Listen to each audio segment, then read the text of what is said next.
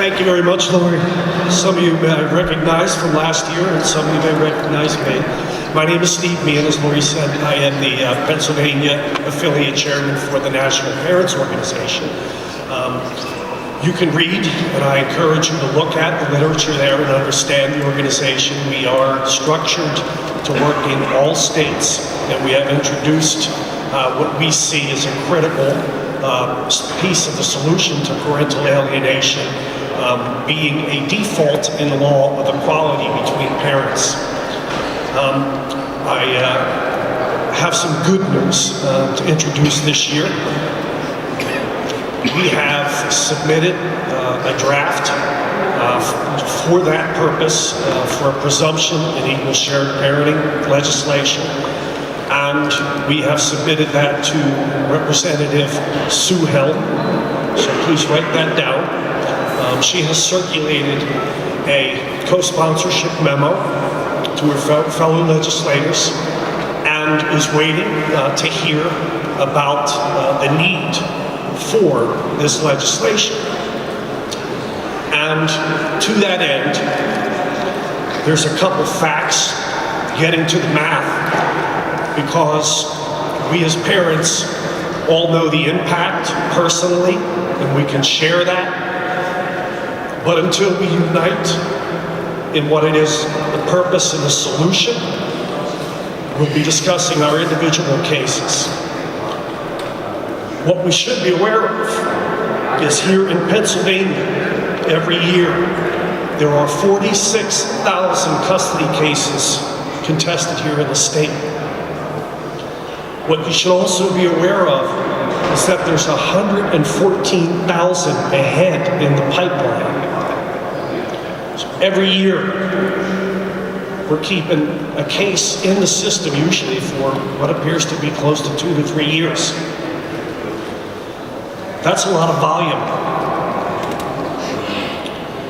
You take into this account this math.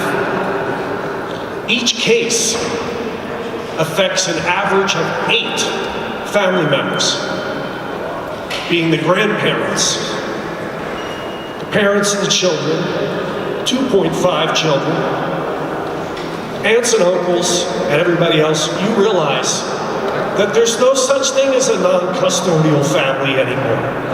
We've got them on either side of the aisle, both sides. That math alone tells you how many people are affected.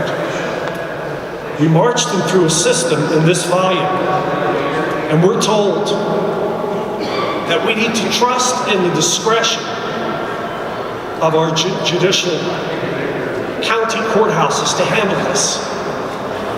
I don't know about you, but if I were a judge, I would love time with the children to be handled in the same manner as we handle the marital assets, with a presumption equal split, a predictable law of certainty. And then nobody walks into the courthouse expecting to have a fight over this issue. It's been settled, and people won't fight. They'll do the same thing with child custody. We might find that all those fighting parents aren't really that combative, unless they're encouraged to be, because they've been told that they have to compete for one office, as if there is a primary parent. Would anybody walk up to a married couple and ask them which one's primary?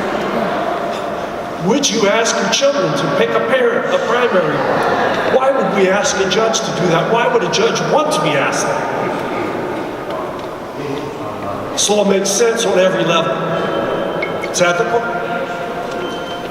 I can't even estimate how much money would be saved for Pennsylvania families, how much heartache would be spared, with the presumption being that you came with 2 independent, fit people, you've had the typical divorce, and the goal should be to depart as 2 independent, yet significant parents for these children.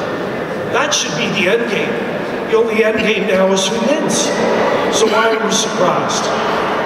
Why wouldn't parental alienation be a natural result of such a conflict resolution method that delivers 86% of the time, the declaration of a primary parent, when it should be the exact opposite.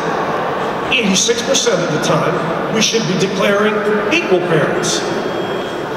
That's the natural. The exceptions are ruling the law. The exceptional cases that are the truly troublesome ones, the ones with actual true violence, levels of abuse that deserve serious system. We call that the criminal system. Otherwise, why are we surprised that courthouses that are managing 110,000 cases a year with 40,000 coming in don't get it right? You ever watched a football game and the referee? Could you imagine if we televised family court games to see what the judgment calls were? Where are the cameras? What are the fouls? What are the rules? Nobody knows what the rules are. There's no certainty. That's why the costs of the average child custody case is through the roof. Don't ask me what it is, how much you got. That's how much it costs. How much would you pay for your children? How much would you pay to know that you're not going to be erased, that you're not going to be another parental alienation parent testifying up in here and part of an organization? That's the good news. Lori's done a terrific job. I am so pleased to pass the mantle to handle the rally, because it should be Parental Alienation Day and it should be specific to the organization. The National Parent Organization is working on other, more broad issues, and we need to focus there. But you are part of our contingent, and we're hoping that you're part of the end game, which would begin with a presumption of two meaningful parents, not that one will be erased. That's where we want to go. And my last mention to you again is Representative Sue Helm wants to know if this issue is important.